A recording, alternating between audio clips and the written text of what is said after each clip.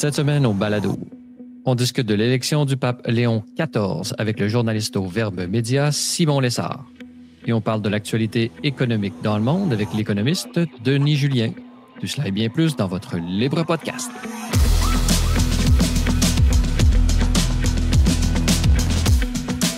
Bonjour à tous et à toutes et bienvenue au Libre Podcast, votre balado hebdomadaire entièrement consacré à l'analyse de l'actualité de la semaine Libre Média. Je suis votre animateur Francis Denis et pour cette première partie de l'épisode, je suis avec Simon Lessard. Simon, bonjour. Bonjour Francis.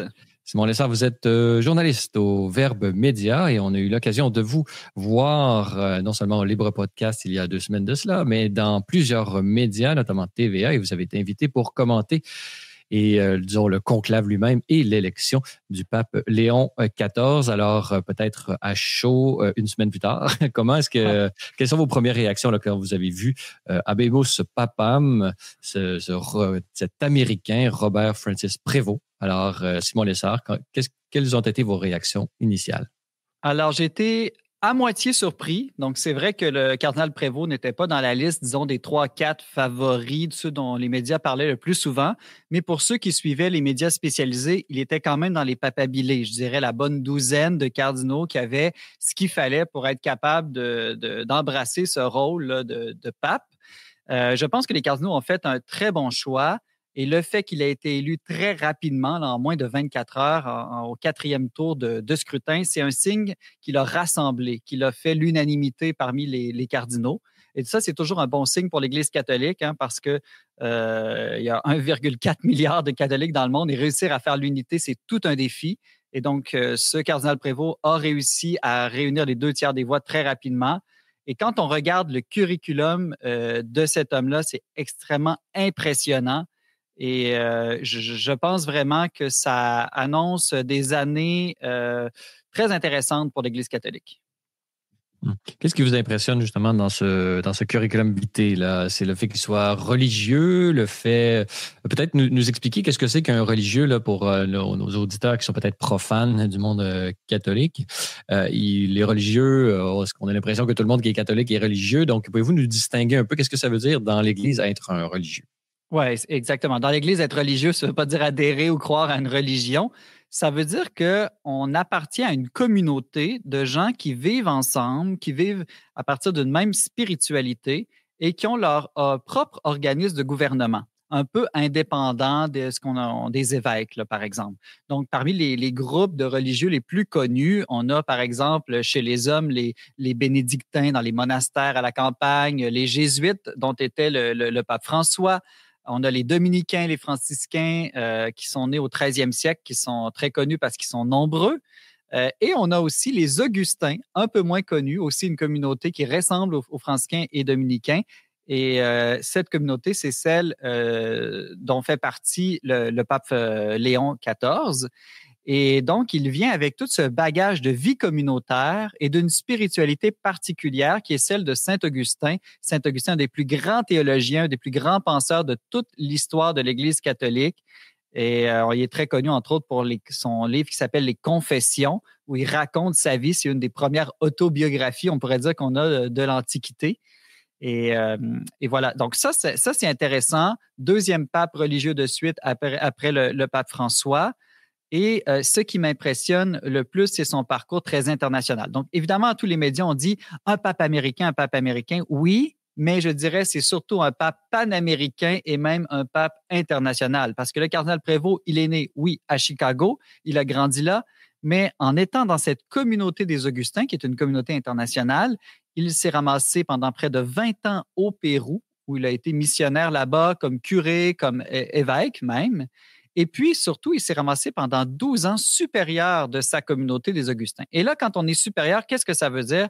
On vit à Rome, généralement, donc il parle couramment l'italien, il connaît bien le peuple romain, ce qui est très important parce qu'aujourd'hui, il est devenu l'évêque de Rome. Et aussi, il a voyagé à travers le monde, car un supérieur général de communauté religieuse, ça passe sa vie dans les avions pour aller visiter ses 2-3 000 frères dans toutes les villes et villages du monde. Donc, il connaît tous les continents et toutes les réalités de l'Église. Et c'est ça qui est le plus impressionnant. Puis j'ajouterais, Francis, que c'est un homme d'études aussi. Il a fait de hautes études. Il a étudié à l'Université des Dominicains, une autre communauté religieuse à Rome, et où il a étudié le droit canon. Donc, d'un point de vue administration, ça va être vraiment quelqu'un qui comprend les rouages de l'Église, un bon administrateur. Il a été souvent supérieur, soit de diocèse, soit de sa communauté. Et depuis 2 ans, le pape François l'avait nommé aussi au dicaster pour les évêques. Donc, il était le préfet. C'est un peu comme un ministre là, d'un ministère. Et ce dicaster pour les évêques, on dit que c'est peut-être parmi les 3 postes les plus importants au Vatican après le pape. C'est celui qui aide le pape à nommer tous les évêques du monde latin, occidental. En général, il y a quelques pays qui font exception. Oui, c'est intéressant. Vous avez mentionné beaucoup de choses là de son côté international parce que ça peut être fait peur. On parlait un peu avant le conclave et même les cardinaux américains ont souvent montré ont souvent dit qu'ils considéraient leur chance très faible à être élus du fait d'être américains. Selon vous, Simon Lessard, pourquoi est-ce que, disons, les cardinaux américains ne considéraient pas leur chance de devenir pape? Est-ce qu'être américain, c'est un fardeau à porter quand on est catholique? Alors, moi-même, comme journaliste, je me suis fait un petit peu prendre dans cet adage qu'on a toujours dit qu'un pape américain, ce serait presque impossible. En fait, les cardinaux ont démontré qu'ils étaient beaucoup plus libres que les médias. J'ai écouté plusieurs entrevues de cardinaux après l'élection, dont le cardinal Lacroix de Québec, le cardinal Aveline de Marseille. Et ils disaient tous, ces cardinaux, vous savez, nous, au moment de voter, on n'a pas regardé la nationalité des candidats. Ça aurait pu être de n'importe quelle région du monde. Ça aurait pu être un Français, ça aurait pu être un deuxième Argentin de suite, ça aurait pu être un Italien. On regardait la meilleure personne, peu importe d'où elle vient. Et ça démontre une grande liberté des pressions médiatiques et politiques de la part du Collège des cardinaux. Donc, ils cherchaient vraiment l'homme de la situation. Ensuite, il n'y avait pas de discrimination positive dans le conclave. Non, et ni négative d'après moi. Et pourquoi est-ce qu'on disait qu'un cardinal américain serait impossible? C'était l'idée que les États-Unis sont déjà la plus grande puissance du monde. Ce serait peut-être d'équilibrer les choses que de ne pas leur donner, disons, en plus le pape. Là. Et puis, il y avait cette idée qu'avec Donald Trump au pouvoir, est-ce que les relations avec les États-Unis vont être tendues, vont être compliquées? Je pense que c'est faux. Là. Généralement, les États-Unis n'ont pas de grandes tensions avec l'Église catholique, pas comme beaucoup d'autres pays où il y a des graves persécutions, par exemple. Mais il y avait un peu cette idée que ça prendrait un contre-pouvoir à Donald Trump. Et étonnamment, le cardinal Prévost sera peut-être j'ose pas dire contre-pouvoir, mais deuxième figure forte américaine sur la scène internationale qui pourra, dans certains cas, venir équilibrer peut-être certaines prises de position de Donald Trump. Mais connaissant le profil du cardinal Prévost, c'est un homme très doux, très diplomatique. Je ne pense pas qu'il va se positionner de manière frontale contre Donald Trump. Oui, puis on parle souvent de la diplomatie là, du Saint-Siège qui entretient des relations diplomatiques avec des ambassadeurs qui sont accrédités auprès du Vatican. Et par exemple, le Vatican est très soucieux de sa souveraineté, même par rapport à l'Italie, par exemple. Pour avoir les lettres de créance en tant qu'ambassadeur auprès du Vatican, il faut absolument que ton pays ait aussi une ambassade en Italie pour bien distinguer les deux États, là. Et donc, on va voir comment ce pape va-t-il disons, exercer ce pouvoir diplomatique et d'influence, là. Est-ce que vous pensez justement qu'il va être un pape très interventionniste sur, disons, par la parole, comme a pu l'être le pape François, ou va-t-il être plus discret, disons, dans ses différentes remontrances qu'il peut faire par rapport à certains États, mais utiliser les leviers diplomatiques pour influencer depuis, disons, dans les coulisses? Oui. Si on se fie à ce que les gens qui l'ont bien connu dans le passé nous disent de lui, on dit que c'est un homme doux, discret, un homme d'écoute, de dialogue. Vous savez, c'est un homme qui a étudié les mathématiques et le droit canon. Donc déjà, ça nous donne un profil. C'est quelqu'un qui aime les choses bien ordonnées, bien planifiées. On a vu que sur la Logia de la Basilique Saint-Pierre, là où il a donné son premier discours, il a lu un texte qu'il avait écrit. Donc, il n'a pas improvisé comme l'avait fait, par exemple, le pape François. Et donc, c'est comme s'il avait déjà préparé un texte. Est-ce qu'il s'attendait à être élu? Oui, ben, comme il a été élu très rapidement, probablement, on ne le saura jamais avec une très forte majorité, on peut penser que dès la veille au soir, il a pressenti qu'il serait élu le lendemain. Donc, c'est possible qu'il ait commencé à penser à ce moment-là quel nom il prendrait et qu'est-ce qu'il dirait. Ou c'est possible aussi qu'il ait griffonné son discours dans l'heure là, qu'il y a eu entre la fin du vote et sa présentation au peuple. Donc, tout est possible. Là, il faut dire quand même qu'il est cardinal et évêque depuis des années, donc il est habitué de préparer un discours en deux temps, trois mouvements là, aussi. Là. Oui, puis bon, il y avait le dîner, je crois, là, dans la deuxième journée. Donc, il y a peut-être eu, disons, ça s'est peut-être confirmé au troisième vote et au quatrième. Donc, il y a eu le pranzo, comme on dit en italien, pour pouvoir écrire son discours et penser un peu à tout ça. On parle souvent de continuité ou de rupture là, avec le pape François. Bon, j'imagine qu'il y a un peu des deux, là, sinon ce serait la même personne. Parlez-nous, comment voyez-vous un peu cette disons, transmission, prise de relais là, du pouvoir spirituel du pape François jusqu'au pape Léon XIV? Alors, c'est souvent la question, est-ce que ça va être un pape de continuité ou de rupture? Mais je pense que ce n'est pas la bonne question parce que, d'une certaine manière, tout pape est nécessairement dans la continuité et nécessairement va apporter du changement. Ça ne peut pas être que l'un ou l'autre. D'ailleurs, j'écoutais beaucoup de cardinaux en entrevue après le conclave qui disaient, vous savez, on n'a pas élu le successeur de François, on a élu le successeur de Pierre. Donc oui, il succède à François temporellement, mais on a surtout choisi quelqu'un qui va être le chef spirituel de l'Église catholique et qui va être lui-même, pleinement lui-même. Et ça, c'est une vérité de la palisse. Là. Chaque personne est elle-même avec sa personnalité. Donc, sous cet angle-là, il sera certainement très différent de François. François qui avait une personnalité très intense, des paroles, des gestes forts qui pouvaient bousculer les gens. Lui, il est reconnu comme un homme de paix, un homme de douceur. Donc, c'est sûr que son style va être très différent. Maintenant, il y aura aussi de la continuité. Et d'ailleurs, il y a beaucoup plus de continuité qu'on le reconnaît souvent, même entre François, Benoît XVI, Jean-Paul II. Ce sont tous des papes qui vivent dans la même époque, qui ont embrassé le Concile Vatican II, qui cherchent à rendre actuelle la parole de l'Évangile dans le monde d'aujourd'hui. Je pense que le pape Léon XIV va s'inscrire à poursuivre certains changements qu'avait apporté le pape François. Par exemple, une église un peu plus synodale. Qu'est-ce que ça veut dire, ce mot? Ça veut dire de marcher ensemble. Ça veut dire un mode de gouvernement plus participatif, plus consultatif. C'est pas la démocratie, c'est pas on décide au vote, mais ça veut dire que les chefs, les leaders doivent être davantage dans la consultation et l'écoute de tous. Donc ça, je pense qu'il a déjà annoncé qu'il voulait poursuivre cette œuvre-là, par exemple. Le pape, Léon XIV, c'est un pape qui a connu les médias sociaux à la première personne. Il avait lui-même comme cardinal Robert Francis Prévost, là, il avait son compte X et il participait à des débats même, disons, par des petits retweets d'articles pour dire ce qu'il pensait.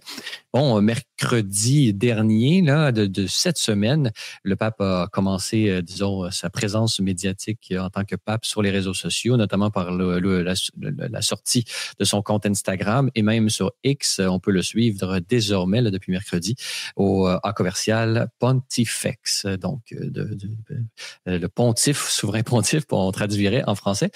Parlez-nous comment voyez-vous là, bon, parce que vous êtes disons, journaliste dans un média catholique. Donc, la présence de l'Église sur les médias sociaux et tout ça, ça vous connaît. Vous êtes des professionnels de ça. Comment, si vous aviez à être conseiller du pape, comment, selon vous, le pape Léon XIV devrait-il gérer sa présence sur les médias sociaux? C'est une très bonne question. Première chose qu'il faut rappeler, c'est que la présence des papes sur les réseaux sociaux date de Benoît XVI. Donc ça, on dit souvent Benoît XVI, c'est un pape plus conservateur. En tout cas, il avait été très novateur dans ce cas-ci. C'est celui qui a ouvert la papauté au monde des réseaux sociaux.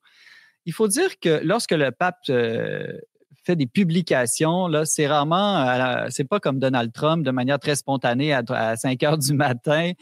C'est très réfléchi. On se doute que c'est pas vraiment lui en fait qui les fait, c'est ses attachés aux communications. Ce sont souvent des phrases qui reprennent l'Évangile, des phrases qui appellent à la paix, à la justice, très, très générales. Donc, il y a très peu de polémiques, je dirais, qui sont créées par les interventions du pape sur les réseaux sociaux. Et ça, je pense que c'est l'approche communicationnelle qui convient à un pape.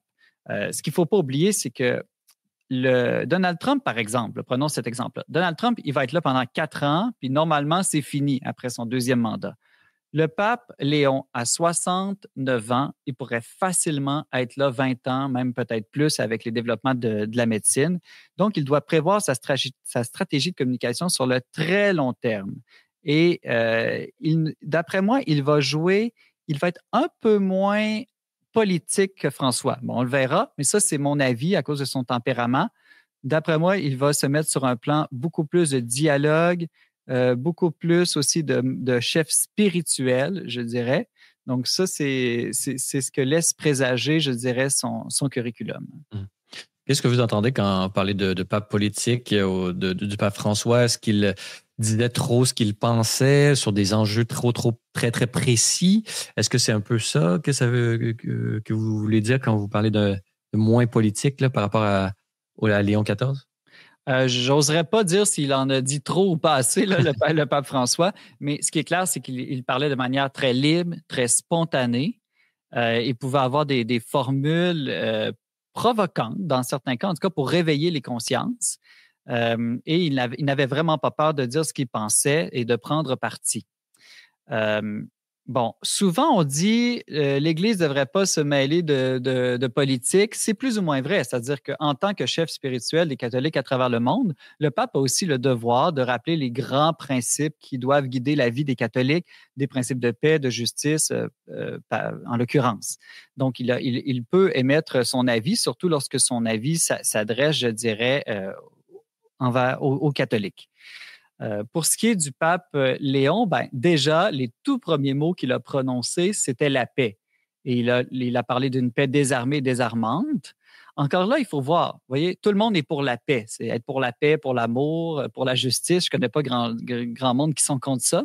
Mais ça va être de voir comment concrètement il peut, lui, contribuer sur la scène internationale à faire la paix dans le monde. Et c'est là que le rôle diplomatique du Vatican est très intéressant parce que comme le Vatican est le plus petit pays du monde, qui n'a pas d'armée, qui n'a presque aucun pouvoir financier, ça le met en meilleure position souvent de médiateur parce qu'il est sans intérêt de ce point de vue-là. Et donc, c'est plus facile pour les diplomates du Vatican de réunir des deux ennemis et de les amener à dialoguer et de faire une médiation parce qu'on ne se dit jamais « Ouais, là, le Vatican ici essaye de gagner de l'argent », par exemple.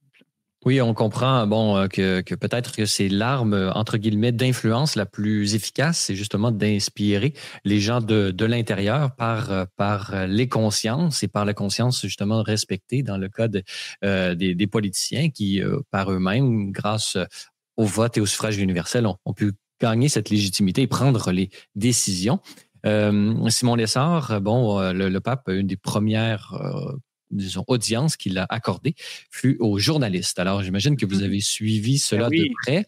On peut lire sur Libre Média ou libre-media.com justement un certain résumé qui a été fait de cette prise de parole où il a souligné notamment l'importance de la liberté d'expression et il a appelé à libérer les journalistes là où ils sont emprisonnés dans de nombreux pays du monde. Quelles sont vos réactions par rapport à cette première audience du pape François là, avec les journalistes? Simon Lessard. Je l'ai trouvé très significative de commencer par les journalistes, les communicateurs du monde entier, de les accueillir, de les recevoir, de leur accorder quand même beaucoup de temps. Et de prendre, je dirais il est vraiment futé, là, ce pape, parce qu'il a amené de l'avant la libération des journalistes emprisonnés dans le monde, demander leur libération. Et là, il y a eu une sorte d'ovation de tous les journalistes du monde entier. Donc, il a commencé en les mettant tous de son bord, si on veut, en prenant la défense de leur profession, mais aussi en rappelant à leur conscience qu'ils doivent développer une communication éthique. Et là, il a repris sa formule de paix désarmée, désarmante au sujet de la communication. Donc, il a parlé d'une communication aussi désarmée et désarmante, c'est-à-dire une communication qui n'est pas constamment en train de vouloir attaquer, détruire l'autre, mais une communication qui, j'imagine, bâtit des ponts, suscite le dialogue, la réflexion, qui a un respect pour la vérité, mais aussi pas juste la vérité, mais la charité. Donc, tenir les deux ensemble. J'étais moi-même à Rome en janvier dernier pour le jubilé des communications et là, c'était le pape François qui nous avait reçus, mais malheureusement, sa voix était déjà très affaiblie et il n'a pas pu nous parler plus qu'une minute. Par contre, il avait pris le temps, le pape François, là, de serrer la main pendant plus de 30 minutes à beaucoup de gens qui étaient sur place. Vraiment, on voit de plus en plus que le vrai pouvoir du Vatican, c'est le pouvoir de la communication. On dit souvent que c'est le président américain le plus puissant au monde. Moi, je ne suis pas d'accord avec ça. Je crois que ça demeure encore le pape. Peut-être qu'on s'en rend moins compte, nous, au Québec, parce qu'on est une société qui n'écoute plus beaucoup les chefs religieux, qui n'est plus très croyante et très pratiquante. Mais à travers le monde, surtout dans les pays du Sud, le pape est encore l'homme. Bon, peut-être pas le plus puissant économiquement, certainement pas le plus puissant économiquement et militairement, mais certainement le plus influent au niveau de la communication. Lorsqu'il parle, sa parole fait instantanément le tour du monde. Et à la différence du président américain, il est là à très long terme. Et donc ça peut vraiment changer la donne. Ouais, d'où l'importance justement d'avoir, disons, de garder peut-être ses paroles lorsque ça peut porter l'impact le plus fort. On va voir si le pape Léon XIII fait usage de prudence à ce niveau-là. On sait qu'il s'en va, bon, dans peut-être son premier voyage apostolique en dehors de l'Italie. Bon, parce que à chaque fois que le pape sort du Vatican, il fait un voyage international puisqu'il sort de son État pour aller en Italie, qui est un autre État. Mais il va se rendre à la fin mai en Turquie pour célébrer le 1700e anniversaire du concile de Nicée. Et pouvez-vous nous expliquer un peu qu'est-ce que c'est que le concile de Nicée? Qu'est-ce que c'est que ce 1700e anniversaire? Et parlez-nous un peu là, du contexte, parce que, bon, vous l'avez dit, il parle de liberté d'expression, liberté des journalistes. Bon, peut-être que la Turquie n'est pas le pays où la liberté de presse, disons, est la plus... Et ce n'est pas un modèle nécessairement de liberté de presse. Parlez-nous un peu des circonstances et comment voyez-vous ce voyage? Est-ce que c'est quelque chose qu'on devrait suivre?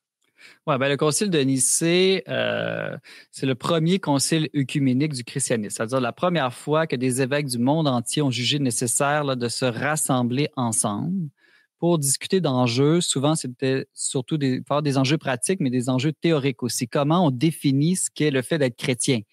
Bon, à l'époque, on parlait moins d'être catholique. Là, il n'y avait pas encore eu de division entre catholiques et protestants.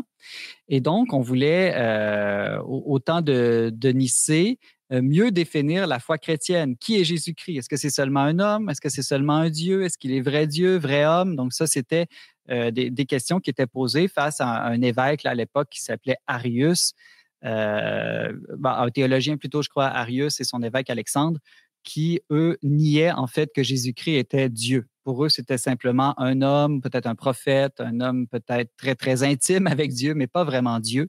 Et donc, dans ce concile, ils ont réaffirmé, je dirais, ce qui est le cœur du christianisme. Donc, si vous n'êtes pas chrétien, ça peut être intéressant de savoir que ce qui définit un chrétien, c'est le fait qu'il pense que Jésus est non seulement un être humain qui a vécu réellement sur Terre, qui est mort, qui est ressuscité, mais que c'était l'incarnation même de Dieu sur Terre. Donc, c'était Dieu qui est venu sur Terre et c'est ça qui a été clarifié, défini au Concile de Nicée. Et là, on en célèbre le 1700e anniversaire. Là. C'est quand même des anniversaires assez impressionnants. Bon, vous avez parlé de l'œcuménisme. Qu'est-ce que c'est que l'œcuménisme? Et je crois qu'il va y avoir un autre patriarche orthodoxe là, qui va être là pour le rencontrer et tout ça. Donc, qu'est-ce que c'est que l'œcuménisme et pourquoi c'est important là, en géopolitique de connaître un peu toutes ces questions religieuses? On peut penser, bon, l'Église orthodoxe grecque, turque, russe et tout ça. Bon, peut-être que chez nous, ça a plus ou moins d'importance, qui sont les évêques et tout ça, mais il y a quand même au niveau géopolitique, dans beaucoup de pays du monde, c'est important de savoir les notions de base à ce niveau-là. Oui, donc l'œcuménisme vient d'un mot grec qui veut dire simplement unité. Donc, c'est l'idée de réussir à faire l'unité entre tous les chrétiens du monde entier. On sait que il y a eu un schisme autour de l'an 1000 entre orientaux et occidentaux, donc ce qu'on appelle aujourd'hui les catholiques et les orthodoxes. Après, il y a eu une autre séparation lors de la réforme protestante autour de Luther, là, qui a encore divisé les chrétiens du monde entier. Et ensuite, maintenant, il y a plein de petites sectes aussi qui ont pullulé au fil de l'histoire. Et donc, l'œcuménisme, c'est tout cet effort de l'Église, et pas que de l'Église, de tous les chrétiens qui cherchent à retrouver l'unité. Et je pense que le pape Léon va jouer un rôle central dans cet effort d'unité entre chrétiens. D'ailleurs, c'est sa devise. Sa devise qu'il avait choisie quand il était évêque, c'est une phrase tirée d'un commentaire de psaume de Saint Augustin qui disait, bon, c'est dur à traduire, mais quelque chose comme tous un dans l'unique Christ. Donc, c'est vraiment centré sur l'unité. Et le pape Léon XIV, désolé, il faut s'habituer à dire son nom. Maintenant, c'est un peu nouveau. C'est vraiment quelques siècles plus tard. Oui, exactement. Celui-là, Léon XIV, qui a été élu pour l'unité, pour faire l'unité à l'intérieur même de l'Église d'abord, entre les priorités des pays du Nord et des priorités du Sud, entre ceux qui veulent plus de changements, ceux qui ont une tendance plus classique. Et je pense qu'il a été choisi parce qu'on voyait en lui un homme d'écoute capable de faire l'unité. Et éventuellement, ce ne serait pas surprenant que sur la scène géopolitique, on voit l'unité avec les orthodoxes s'accélérer dans les 10 ou 20 prochaines années. Oui, puis on peut penser aussi que ça va dépendre de quelle église orthodoxe. Là. J'imagine qu'il y en a qui sont plus proches. Le patriarche Bartholomé en Turquie est peut-être plus proche du Saint-Siège que ne l'est Cyril le patriarche. Oui, exactement. Cyril, en ce moment, il s'est auto-déclaré pape. Il a dit que l'Esprit Saint était tombé sur lui, des choses comme ça. Et vraiment, il est très, très uni à Vladimir Poutine. Donc, mais ça pourrait créer un contexte géopolitique où les autres patriarches de la Grèce, l'Éthiopie, toutes les églises d'Orient, là, on peut penser que justement, il y aurait un schisme dans le schisme, les églises orthodoxes. Ben, on peut dire que ça a déjà commencé d'une certaine manière. Et le problème avec les églises orthodoxes, c'est que comme elles ne sont pas unies, je dirais, à la grande Église universelle catholique, à l'évêque de Rome, elles ont eu tendance à s'allier beaucoup avec les pouvoirs politiques de leur pays. Et ça devient des églises très nationales, mais ça leur fait perdre un peu leur indépendance envers le pouvoir politique. Et là, on le voit bien ce qui se passe avec la Russie. C'est très difficile en ce moment. Les chefs religieux en Russie n'ont pas la liberté de parole. Ils ne peuvent absolument rien dire qui irait contre Vladimir Poutine, ce qui n'est pas du tout le cas de nos évêques ici au Canada, par exemple. Nos évêques peuvent tout à fait s'exprimer là, en toute liberté contre notre premier ministre s'ils le veulent. Et donc, ce ne serait peut-être pas étonnant que les autres patriarches cherchent à retrouver cette liberté-là en s'unissant, en fait, au pape ou à l'évêque de Rome. En terminant, Simon Lessard, puisque c'est tout le temps que nous avons à notre disposition, malheureusement, comme je l'ai mentionné, vous êtes journaliste au Verbe Média, vous suivez l'actualité, disons, des papes et de l'Église là, et de la culture, notamment au Québec, depuis de nombreuses années. Là, vous avez des études en philosophie et tout ça, donc vous êtes vraiment bien branché sur les grandes questions idéologiques de notre temps. On l'a vu, par exemple, au Québec, disons, la présence du catholicisme sur les réseaux sociaux, les influenceurs catholiques et tout ça, il commence à y en avoir, mais on est un peu en retard si on en juge, si on nous compare, par exemple, aux Américains, où est-ce qu'on voit beaucoup, disons, la sphère des influenceurs idéologiques. On peut penser au Daily Wire, on peut penser à Jordan B. Peterson, où est-ce que et même Russell Brand au Royaume-Uni, donc et même en France, là, on voit beaucoup, disons, la présence des catholiques en général dans le débat, dans tous les débats vraiment qui touchent la société. Bon, au Québec, on semble être un peu en retard. Est-ce que vous pensez que le pape Léon XIII et son pontificat va permettre, disons, une plus grande place aux influenceurs et aux catholiques là, d'être présents dans le débat social au Québec, selon vous? C'est très difficile à dire à ce moment-ci, parce qu'on le connaît très peu, le pape Léon XIV. Ce qui est certain, c'est qu'on assiste à un certain renouveau, en fait, au Québec de la foi chrétienne, dû à plusieurs facteurs. Alors, ce renouveau, il est lent en ce moment, mais il est réel. Et donc, il pourrait s'accélérer. On a vu une augmentation significative des demandes de baptême. On voit que, par exemple, à Noël passé, plusieurs églises ont eu des assistances records à la messe de Noël, alors que depuis des années, c'était toujours de moins en moins de personnes qui se présentaient. L'immigration joue un rôle, évidemment. On a accueilli énormément d'immigrants au Canada, au Québec dans les dernières années. Ces immigrants arrivent avec leur foi souvent chrétienne, lorsqu'ils viennent d'Amérique latine, lorsqu'ils viennent du Liban ou d'Afrique, par exemple. Et donc, il va falloir prendre acte de ça. On ne pourra pas toujours au Québec être, je dirais, dans une réaction allergique à la religion. La réalité, c'est qu'aujourd'hui, on est un monde avec des gens de partout dans le monde. On doit vivre ensemble avec diverses religions. Et il y a un certain vide, je dirais un vide de sens en ce moment dans la culture québécoise.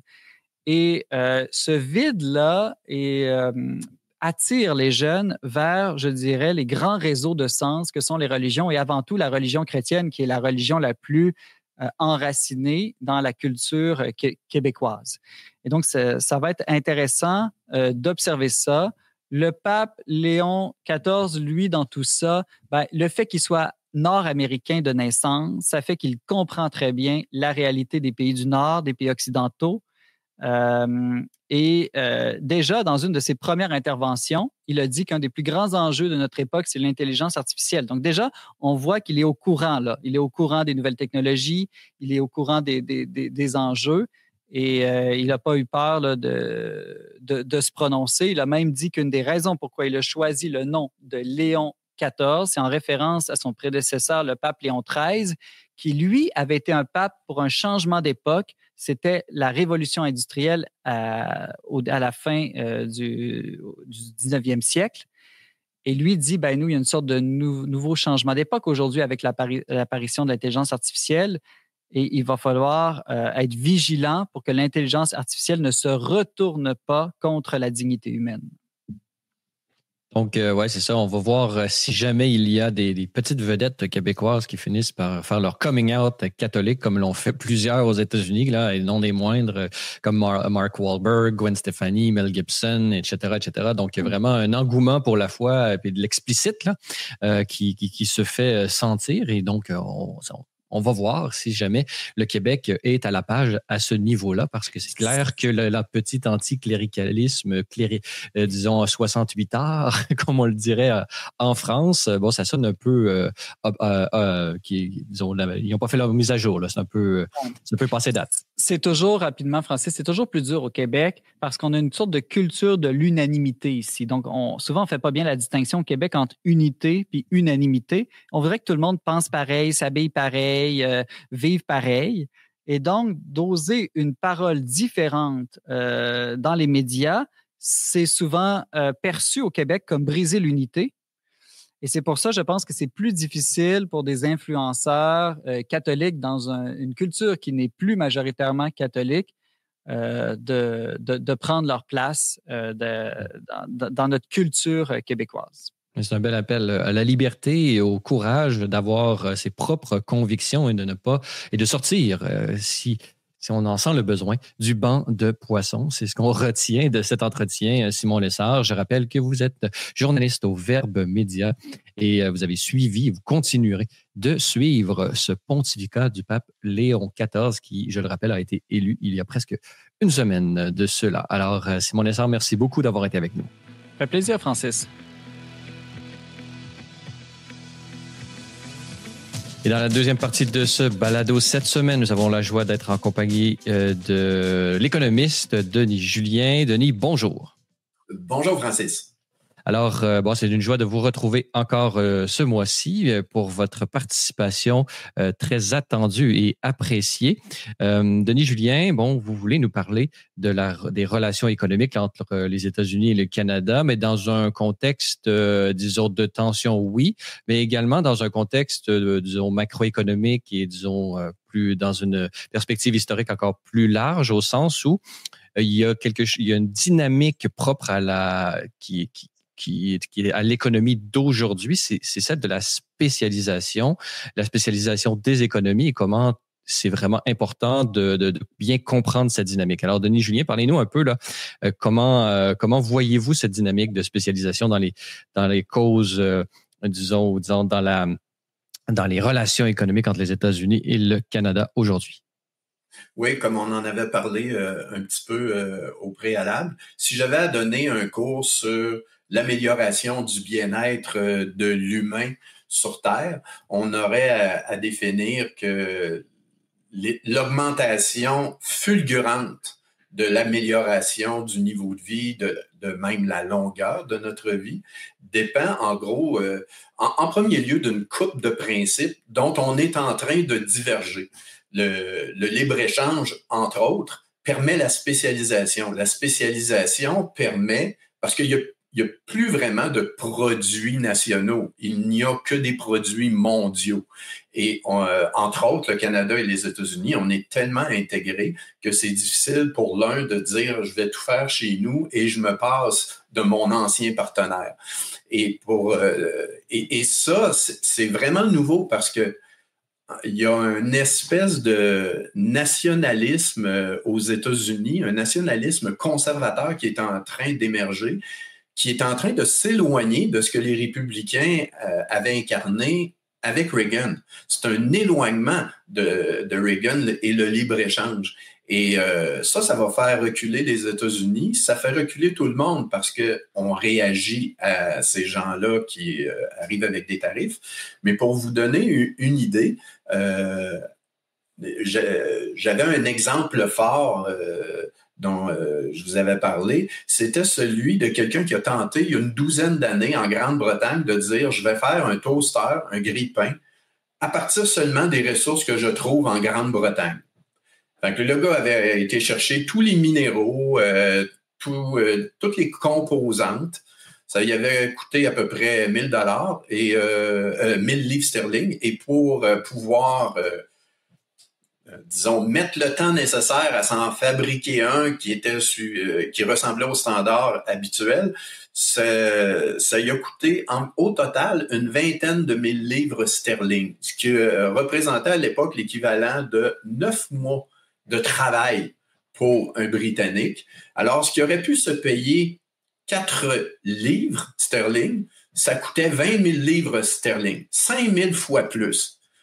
Ça, c'est pour vous montrer à quel point la spécialisation permet, en allant chercher ce que chacun fait de mieux dans son pays, en assemblant ça, en tenant compte même des coûts de transport et d'énergie, vous réussissez à donner un niveau de vie supérieur à quelqu'un de la classe moyenne qui vit mieux qu'un monarque il y a un siècle. Et donc, briser cette dynamique-là avec les tarifs en disant « je vais ramener des choses chez nous », ça peut tout simplement pas marcher et ça vous fait même reculer. Et mine de rien, malgré tous les reculs de Trump, parce qu'il recule, de dire « je donne 90 jours », c'est qu'en réalité, dans 90 jours, il va reconnaître qu'il ne peut pas aller aussi loin qu'il y allait. Mais ça se peut très bien que ça demeure avec un tarif général qui est 5 fois ce qui était environ de 2, puis qui grimpe à 10. Ça a l'air d'être une base qui va probablement rester. Ça change tout aussi. Puis juste sur la partie chinoise, ça voisine plus le 30-40% qui pourrait rester. Et si on parle du Canada et les États-Unis, ce que ça cause, même si on sait que ça va se traduire par une baisse par rapport au pire qu'on nous avait présenté, c'est que ça va bloquer tout simplement tous les investissements à venir pendant un bout de temps. On va attendre que cette administration-là probablement perde des plumes dans 2 ans avec les midterms ou soit remplacée dans 4 ans.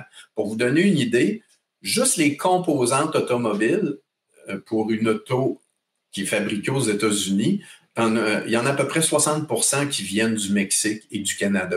Pour remplacer ça, il y a un économiste canadien qui avait estimé, vraiment pour ramener ça là, en prenant en compte les coûts, une usine qui n'est pas encore finie pour sa vie utile, puis en construire une autre ailleurs, il dirait transférer tout ça aux États-Unis, ça prendrait à peu près 15 ans. Et des milliards et des milliards. Donc, l'ensemble des constructeurs vont attendre. Ils vont juste attendre. Ils vont payer les tarifs, la population va payer les tarifs et on va juste attendre un changement d'humeur et d'orientation. Mais vous avez quand même bloqué des innovations et des investissements durant tout ce temps-là. Donc, vous voyez que c'est un recul marqué pour une économie qui incarnait tout l'inverse. Fait que ce principe-là de la spécialisation qui cause justement la croissance américaine depuis longtemps parce que les États-Unis ont une base manufacturière qui n'a pas tant baissé que ça. C'est le nombre de personnes qui y travaillent parce que les usines sont robotisées. Puis, anyway, il n'y a pas grand monde qui veut y travailler dans les usines. Il n'y a pas de chômage aux États-Unis. Ils aiment bien mieux les autres emplois qu'ils ont. Puis quand les États-Unis ont perdu la fabrication, par exemple, en Asie, elle était remplacée par des innovations dans le secteur des technos, entre autres, drôlement payants.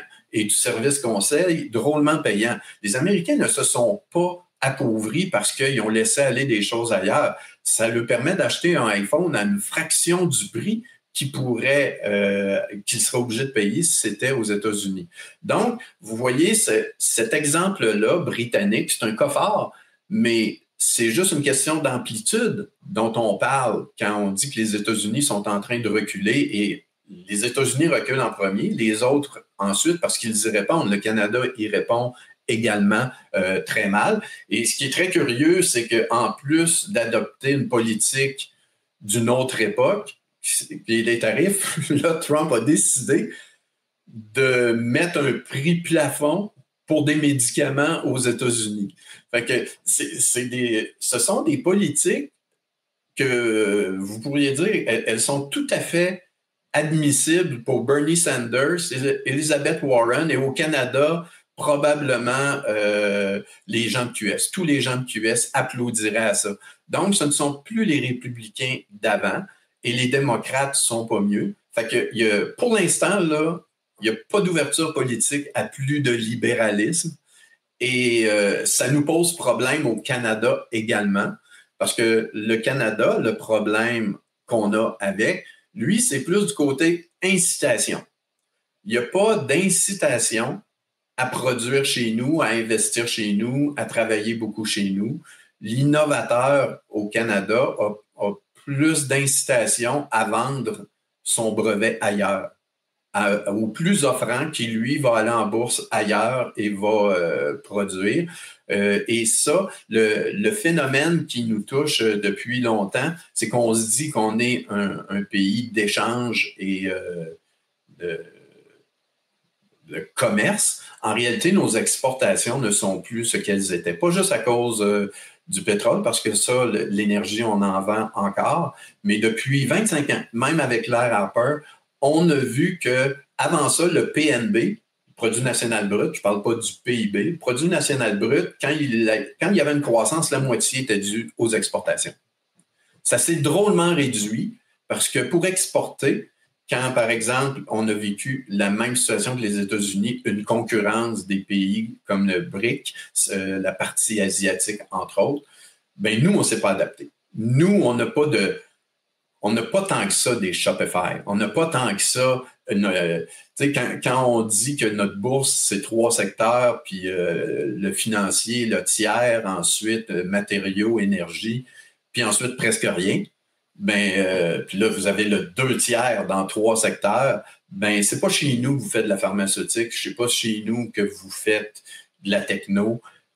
Faut que vous alliez ailleurs pour ça. Donc, les États-Unis se sont adaptés et nous, non. Et donc, parce qu'on a créé un désincitatif systémique pour ne pas investir chez nous. L'argent, d'ailleurs, j'en ai déjà parlé, elle ne vient plus ici, puis l'argent d'ici ne s'investit plus ici, elle va ailleurs. Et si Carney avait quelque chose à faire, parce qu'il en parle, il dit on a un gros problème de productivité, mais c'est parce que notre État est plus lourd, c'est parce que nos réglementations sont plus lourdes, c'est parce que nos délais sont plus longs, c'est parce que nos impôts sont plus importants. Tout est là pour que le Canada recule. Et quand on perd un morceau, on ne le remplace jamais par autre chose qui pourrait faire que le Canada va exploiter comme un peu les technos aux États-Unis. Ça a permis une certaine croissance.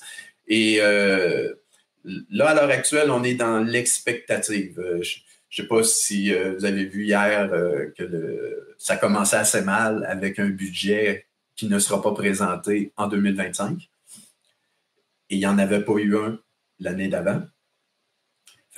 On a annoncé des baisses d'impôts, là, donc peut-être que ça va dans votre direction. Mais avant d'aller justement sur nous concentrer sur le Canada et qu'est-ce qu'il devrait faire peut-être selon vous, Denis Julien, parlez-nous comment, peut-être pour faire un peu l'avocat du diable là, aussi, au niveau de Trump, vous avez mentionné comment la spécialisation, comment cette mondialisation de l'économie, les Vietnamiens faire une partie du toaster et laisser les Chinois faire une autre et tout ça, et bien assembler ça quelque part à un autre endroit. Ça a pu bénéficier l'économie, disons, locale aux États-Unis et mondiale pendant un certain nombre d'années. Mais est-ce que selon vous, et ça a pu bénéficier, vous avez mentionné, même l'espérance de vie. On a vu dans les dernières années aux États-Unis, 2020, 2021, il y avait des chiffres assez alarmants qui montraient que l'espérance de vie se réduisait. Et il y avait il y a un titre chez Les Échos, un article de 2022, un journal français, qui était intitulé « La vive régression de l'espérance de vie ébranle le modèle américain ». Et là, on parle qu'on est passé de 77 ans à 76 ans. Et ça, il y a déjà 3 ans. Là, et même que c'est pourquoi ça avait fait les nouvelles, c'est que justement l'espérance de vie aux États-Unis avait baissé était inférieur maintenant à celui des Chinois qui était lui de 76,1. Donc il y a 1,1 an de différence entre les Américains et les États-Unis et les Chinois. Donc est-ce que ce modèle-là, est-ce que cette baisse de l'espérance de vie est due principalement, selon vous, aux inégalités sociales? On le sait, c'est dû souvent à la pauvreté. Il y a une corrélation faite entre la pauvreté et disons la baisse de l'espérance de vie. Il y a aussi la gestion de la COVID qui avait participé un peu à ça, les overdoses et les armes. Donc, est-ce que d'une certaine façon, et on remarque d'une certaine façon que les overdoses, peut-être pas les armes à feu, mais disons les gangs de rue, la sécurité, la gestion de la COVID et justement essayer de booster l'économie américaine avec les moyens qu'il comprend de Donald Trump. Est-ce que c'est peut-être une façon de comprendre sa politique et est-ce que selon vous, il y a d'autres moyens qu'il pourrait utiliser pour, renverser cette tendance là, de la baisse de l'espérance de vie aux États-Unis? Bien, je pense qu'elle doit être assez attribuable à l'obésité. Je pense que ça doit être le gros facteur qui différencie si vous allez en Europe versus aller sur une plage américaine. C'est flagrant. Fait que ça, c'est un facteur qui est majeur. Mais on vous répondrait que l'obésité est souvent liée justement à la pauvreté parce que manger chez McDo, souvent aux États-Unis, ça coûte. Là, ça a augmenté, là, mais disons dans le temps, on voyait dans les films, les documentaires comme Super Size Me ou tout ça, on voyait 2-3 $. Il y a des familles qui mangeaient tous les soirs chez McDo. Donc, il y a un lien quand même entre bonnes habitudes de vie et richesse, entre guillemets, matérielle et intellectuelle. Là. Donc, peut-être qu'on rentrerait ça là-dedans. Donc, oui, disons, le manque de santé des Américains et la malbouffe, et l'obésité. Mais en même temps, il y a un lien avec l'économie et souvent, il y a une corrélation entre, disons, les populations qui sont touchées par cette obésité-là et le manque de travail, le manque d'opportunités. Ouais. Donc, qu'est-ce que vous répondriez si vous étiez un conseiller de Trump? Là, est-ce que vous diriez, oui, je comprends la bonne intention de vouloir répatrier et recréer une économie sur place pour ma classe moyenne qui s'effrite ou il y a d'autres moyens selon vous? Ben, en fait, si on parle de l'obésité, je pense pas que ça se confine aux derniers déciles les plus pauvres. Je pense que c'est beaucoup plus répandu, même chez la classe moyenne. Puis c'est une question d'habitude alimentaire qui est très différente, une façon de traiter ça. Mais encore là, ce qui enlever le facteur obésité qui tient à des habitudes de vie qui sont pas celles qu'il y a ailleurs. Donc, on a changé nos pratiques. Il demeure que les produits pharmaceutiques, justement, la raison pour laquelle Trump s'y attaque, je suis pas sûr que ça va donner un résultat. D'ailleurs, ce que je lisais sur la question, c'était que les pharmaceutiques s'en inquiétaient pas plus que ça parce qu'ils avaient vu tout ce qui arrivait avec les tarifs. Puis ils se disaient... ça va être juste un coup d'épée dans l'eau de sa part, puis c'est juste une manière de se reconnecter avec les Américains, mais ça ne donnera pas grand-chose. Ce que ça peut... Parce que normalement, c'est plus Medicare, Medicaid. C'est comme quand tu négocies, une pharmaceutique négocie le prix de son médicament avec une puissance européenne ou même au Canada. Vous entendez dire des fois que le Canada n'achète pas tel produit américain parce que c'est trop coûteux. Fait qu'il décide de ne pas l'acheter. Fait que, il vient de rationner. c'est pas qu'il t'a obtenu un bon prix. Tu n'as pas obtenu le produit du tout. Ça t'est interdit. Bon, aux États-Unis, le gouvernement a, pour sa part, pour des programmes publics à négocier. Puis s'il veut vraiment ce médicament-là, qui est nouveau, pour lequel il y a un brevet de protection, parce que s'attaquer aux pharmaceutiques, c'est s'attaquer beaucoup à l'innovation. En économie de l'information, la phrase, c'est « ça coûte cher à développer, c'est facile à copier ». Fait que si tu veux développer, tenant compte de tout ce que tu vas faire comme essai-erreur, puis des choses que tu vas dire « OK, on a exploré dans cette direction-là, on n'atteint rien ». Puis par chance, sur 100 projets, il y en a un qui est extraordinaire comme l'Ozempic. Puis là, écoute, ça fait faire faillite à Weight Watchers. On vient de changer le monde américain. Il y a des choses qui vont changer aux États-Unis à cause de ça. Il y a 2 ans, j'avais assisté à une présentation sur les innovations américaines. Puis il y avait une grande partie de la présentation se faisait sur l'Ozempic. En quoi ça allait changer un tas de choses. Parce que ça faisait en sorte qu'il y avait des secteurs au complet de l'économie qui allaient avoir de la difficulté, entre autres ceux qui vendaient de la malbouffe. Parce que ça coupait la faim. Ça ne t'amenait pas à bien manger. C'est que ça coupait la faim tout court. Alors, tu avais moins entre autres, aux compagnies... Les compagnies pharmaceutiques elles-mêmes aussi, parce que bon, les traitements outre l'Ozempic, les autres traitements contre l'obésité, contre le diabète, contre la résistance à l'insuline et tout ça, ben, on comprend qu'il y a un autre segment du marché pharmaceutique qui va peut-être être résolu à la cause aussi, là. Donc, tout est interrelié.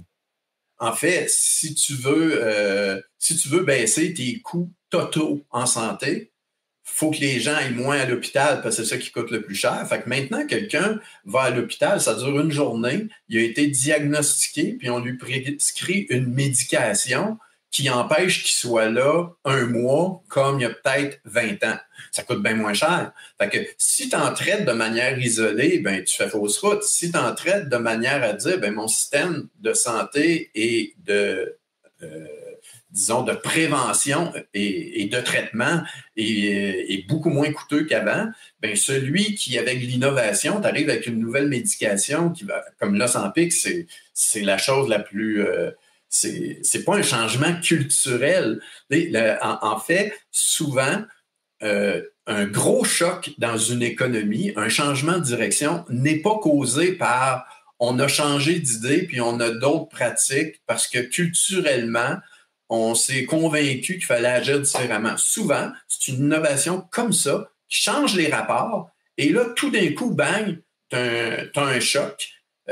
Ensuite, la culture va s'adapter, mais là, vous voyez très bien que l'Ozempic, c'est pas du monde qui ont appris à mieux manger. C'est un coup de faim. Fait que, mais ça a des incidences sur celui qui vend un Big Mac. C'est une question toute normale que de dire à quelqu'un qui va investir beaucoup, tu ne seras pas copié rapidement.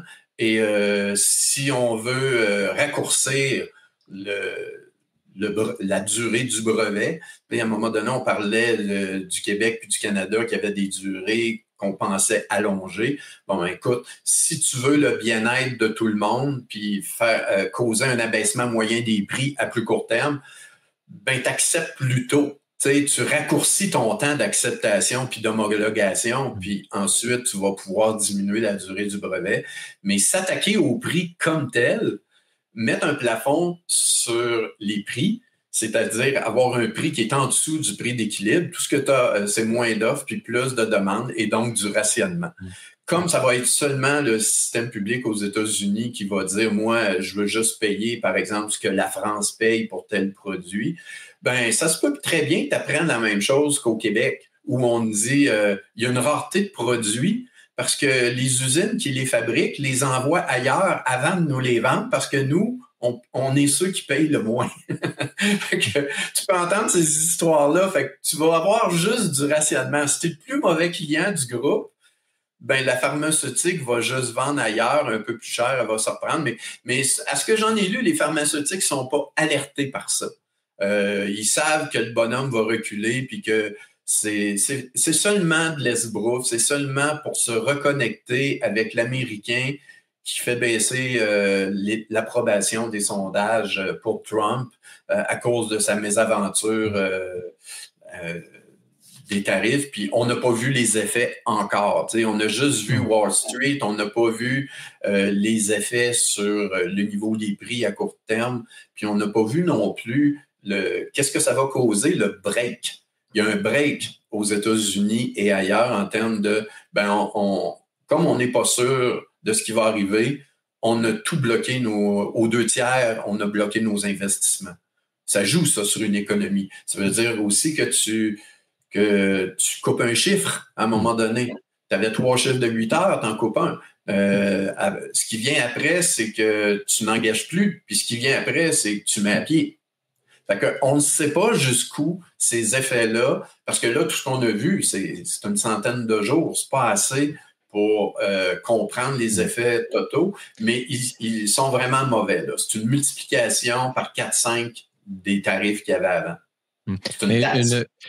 Mais on a vu aussi disons, on appelle ça une V-shape là, au niveau sur les marchés, c'est-à-dire qu'il y a eu une énorme baisse, justement, à l'annonce de cette guerre commerciale. Et là, il y a eu, par exemple, l'annonce d'un deal qui a été fait avec les Chinois, qui n'a pas totalement enlevé tous les frais, mais tous les coûts de taxes et de tarifs, mais quand même, il y a eu une amélioration et on a vu les marchés exploser de manière historique. Là. Donc, on voit à quel point, disons, et là, Trump de dire que les marchés vont aller encore plus haut et de signer beaucoup de deals, encore une fois, sur un autre sujet, là, avec l'Arabie Saoudite, avec le Qatar. Et donc, il est allé sécuriser, entre guillemets, énormément d'investissements aux États-Unis.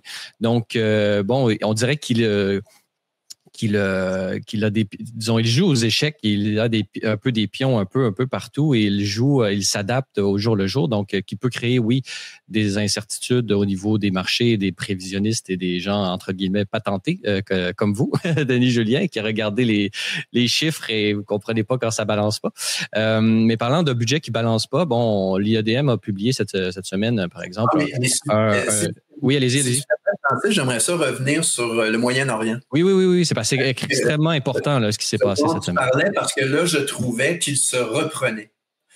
Ce qui était le plus néfaste avec les tarifs, c'est que avec des tarifs tout azimut, tu t'attaquais à tes propres alliés, tandis que il me semble que le endgame, quand tu es une superpuissance et que tu as identifié des adversaires, sinon des ennemis, tes ennemis, en réalité, c'est pas tant la Russie parce que c'est petit, mais c'est la Chine, c'est la Corée du Nord parce que tu sais jamais s'il y aura dérapage, et c'est l'Iran. Alors là, tu te dis, comment ça se fait que ton plus gros adversaire, sinon ton plus gros ennemi, au lieu de l'isoler avec des alliés, tu as décidé de t'attaquer à tes alliés et faciliter la vie de la Chine parce qu'ils l'auront jamais eu aussi facile pour dire, Trump vous attaque, pourquoi on ne ferait pas des ententes particulières ensemble, puis pourquoi je ne recommencerais pas à redevenir pour vous quelqu'un qui est fréquentable. Donc, une erreur stratégique majeure de ce point de vue-là, à un point où on dit, il y a grande possibilité que Taïwan, ça soit plus facile à envahir à cause de ça. Mais là, du côté du Moyen-Orient, là, tu as quelque chose qui est logique. Tu te dis, l'adversaire, l'ennemi, c'est l'Iran. Celui qui finance les terroristes, entre autres le Hamas, c'est l'Iran. Et là, les États-Unis ont identifié qui sont leurs amis et leurs alliés, Israël et les pays du Golfe. Et là, tu as des gens qui ont de l'argent, ils ont les mêmes ennemis. Il n'y a pas un plus grand ennemi pour un pays du Golfe que l'Iran. C'est pas Israël, c'est l'Iran.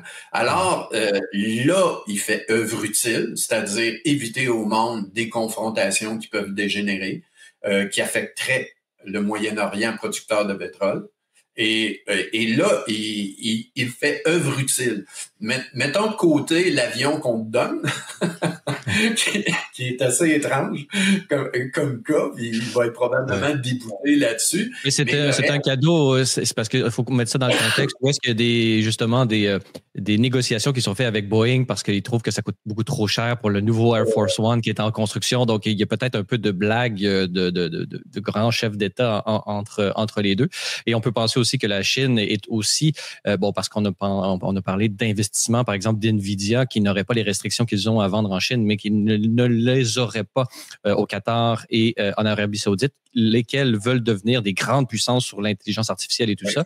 Donc, on voit que le Trump, entre guillemets, n'est pas totalement fermé à l'extraterritorialité des intérêts américains et qu'il suffit d'être du bon côté, finalement. Donc, il y avait un show-off diplomatique, un show-off de donner l'exemple à l'ensemble des pays pour montrer que, oui, j'ai l'air difficile avec tout le monde, même avec mes meilleurs amis, disons, parlons du Canada, mais en fait, je suis prêt vraiment à aller très loin dans mon amitié avec nos alliés. Là. Ben, en fait, c'est que le Trump du premier mandat ressemblait beaucoup plus à ce qu'on a vu au Moyen-Orient. Il est de retour. C'est-à-dire, je veux pas de guerre. Je veux pas aller ailleurs. Je veux pas que les Américains payent pour des guerres externes, puis je veux pas qu'ils aillent se faire tuer ailleurs. Les Américains sont d'accord avec ça après l'Afghanistan, entre autres, et l'Irak. Fait que ça, le Trump du deuxième mandat, ce qui lui ressemble le plus par rapport au premier, c'est ce qu'il est en train de faire au Moyen-Orient. Son aventure du premier 100 jours avec les tarifs, ça, c'est un recul total par rapport au premier mandat, où ce qu'il avait vendu, c'est une baisse d'impôts, une baisse de la réglementation pour apporter des investissements chez lui. Puis il y réussissait, il avait baissé des impôts, puis là, ils sont en train de renégocier ça. Mais à l'heure actuelle, ce qu'il cause, c'est qu'un ralentissement économique empêche les entrées fiscales et augmente les dépenses du gouvernement. Fait que là, il se retrouve avec un déficit plus grand, une dette plus grande. Et donc, il n'y a pas de planification là-dedans. C'est carrément une erreur. Ils sont ignorants, cette équipe-là, pour ce qui est du commerce international. Ils sont carrément ignorants. Il n'y a pas un plan de on cause un choc et ensuite on négocie à la baisse. Non. Au net, il aura perdu. Et là, ce qu'il est en train de faire, c'est probablement de s'apercevoir les Navarros de ce monde qui, j'ai vu que quelqu'un appelait, c'est Kenneth Rogoff, un grand économiste américain qui parlait de Navarro comme Rasputin. Le Rasputin de Trump, c'est celui qui va perdre Trump s'il continue vers cette voie-là. C'était le libre-échange qui était mis sur le hold. Ben là, tranquillement, là, ils se sont aperçus, ça ne paie pas. J'ai baissé auprès des Américains leur appréciation concernant cette politique-là, parce que pour d'autres choses, il fait ce qu'il dit, peut-être bizarrement des fois, mais sans prendre au wokisme, les Américains sont d'accord avec ça. Sans prendre à l'immigration illégale, ils sont d'accord avec ça. Il y a bien des choses pour lesquelles ils sont d'accord. Mais là où le désaccord est complet avec l'ensemble des Américains, c'est les politiques tarifaires. Et là, il va s'en éloigner. Puis il est en train de reconstruire quelque chose. Puis au Moyen-Orient, quand il va revenir de là, il va pouvoir s'en vanter. Il va vraiment pouvoir dire, j'ai sécurisé la région et j'ai des investissements qui viennent chez nous, puis on a des échanges avec des gens qui ont à recycler leur pétrodollars. C'est beaucoup ça. Ils le font en immobilier. Vous allez à Londres, vous allez en France, vous allez dans les grandes villes, si vous allez à Londres ou à Paris, puis vous allez vous apercevoir qu'il y a des quartiers au complet qui appartiennent à ces investisseurs-là des pays du Golfe. Et qui arrivent souvent, justement, d'Abu Dhabi et de Dubaï avec leur avion privé et leur voiture à l'intérieur de leur avion qui débarque comme ça à Heathrow. C'est assez bizarre de voir ça. J'avais un ami qui disait justement, pour ceux qui connaissent Londres, le magasin Harrods, il disait c'est là où l'argent revient à la maison. Donc, on voit comment qui est leur acheteur principal. Pour revenir au Canada, on n'a pas très peu de temps, là, mais quand même, c'est important de faire le lien.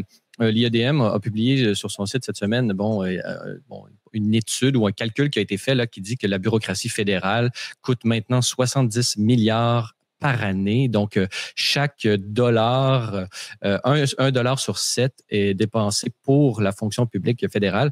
Denis Julien, dans ce contexte de ultra compétitivité et d'attractivité des investissements et pour aller de l'avant, le Canada n'était pas sur une bonne track, comme on pourrait employer l'expression, sous le gouvernement Trudeau pendant 10 ans. Est-ce que le deuxième mandat du gouvernement Trudeau, et là je fais référence à Carney, est-ce qu'il va, lui, est sur une bonne lignée? On ne sait pas trop à quoi s'attendre, mais il a quand même annoncé des baisses d'impôts. Est-ce que ce sera suffisant? Quelle est votre perspective sur qu'est-ce que devrait faire le Canada dans ce contexte global dont qu'on vient d'effleurer, parce que c'est extrêmement complexe?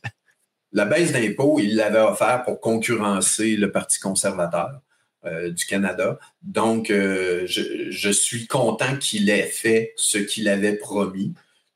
Ça donne l'équivalent, semble-t-il, de 800 $ par ménage. Donc, ça compense un peu pour les tarifs qu'on s'est nous-mêmes imposés. À part ça, le fédéral, comme il donne très peu de services, il donne pas de services en santé et en éducation, les grosses parts de budget qu'on a dans les provinces. Fait que c'est normal que quand il grossit, c'est plus la bureaucratie qu'autre chose qui donne des services. Et même les services qu'ils ont donnés, il les donne plus mal qu'avant. Donc, il faudrait qu'ils baissent ces dépenses-là pour rendre un peu attractif le Canada, et je ne crois pas qu'ils le fassent. Je ne crois pas que ça fasse partie de leurs intentions. Il faut que tu y crois profondément pour être prêt à payer le prix de coupure. Fait que les conservateurs y croient profondément. Tu peux dire qu'ils sont idéologiques tournés là-dessus. Oui, mais ça demande cette résolution-là pour le faire. Lui n'y croit pas du tout. Donc, à la marge, il pourrait dire on va rendre l'État efficace, mais sans plus, ça va rien donner. Ils vont plutôt essayer probablement de vendre l'idée du développement économique planifié par l'État beaucoup plus qu'avant, et entre autres, dans le plan dont il parle, de faire en sorte qu'on devienne une superpuissance énergétique, mais autant énergie propre qu'énergie conventionnelle. On va essayer de faire en sorte de vendre à l'Est et à l'Ouest, à l'Est en Europe, à l'Ouest dans les pays d'Asie. C'est encore là, il faut une conviction pour ça. Les conservateurs l'avaient. Ce qu'on peut dire de ce gouvernement-là, c'est que celui qui est aux ressources naturelles et à l'énergie, un monsieur qui s'appelle Tim Hodgson, il semble que si ça a à être réussi par quelqu'un, ça serait lui. Un homme sérieux, connaissant l'énergie, autant propre, parce qu'il a été autant lié à des intérêts pétroliers dans l'Ouest qu'à Hydro-Ontario, un ancien de Goldman Sachs. Donc, un homme qui connaît ce marché-là et qui pourrait faciliter et accélérer l'acceptation des pipelines et autres. Mais encore là, ceux qui vont nous dire si c'est sérieux ou pas, ça va être l'Alberta et la Saskatchewan. On verra bien. Mais pour l'instant, ils disent, lui nous donne l'impression qu'il y a un réel effort, mais on verra le vrai mandat qu'il a. Si ça va pas vite, si ça va pas fort, il aurait été là pour donner le change puis faire croire qu'on avait l'intention de changer les choses. Mais le signal le plus important comme quoi ça ne change pas, c'est de ne pas produire un budget rapidement. Si tu veux créer... de l'incertitude, encore une fois, il y a plusieurs manières de le faire, et ça, c'en est une.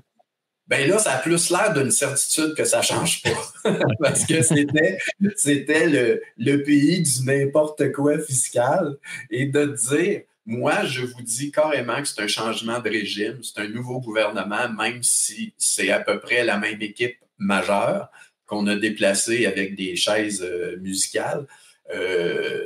Mais il n'y a pas moins de chaises qu'avant, là. C'est un plus gros cabinet au total, même en disant que ce n'est pas tout à fait des ministres des autres, il y a plus de monde qu'avant. Et ce que tu vois là-dedans, c'est qu'il n'y a pas une scission avec ce qu'il y avait avant, il n'y a pas une coupure, parce que s'il y en avait eu une vraie, tu aurais dit on a compris le message, puis on veut de la rigueur budgétaire. Très tôt, on va être capable de vous dire, entre autres, que la baisse d'impôts qu'on vient de consentir va être suivi d'une baisse de dépenses pour pas qu'il y ait augmentation du déficit. Et là, on va vous donner un calendrier de retour à l'équilibre budgétaire. Fait que un budget, c'est ça beaucoup. Ça donne une direction, ça montre une résolution. Et là, ce qu'on vous dit, c'est on est tellement irrésolu, ou bien de base, ça fait tellement longtemps qu'on n'a pas fait un vrai exercice qu'elle va nous prendre des mois à redevenir un gouvernement normal. Ou de l'Ozempic fiscal, peut-être aussi, ça serait ce dont nous aurions besoin.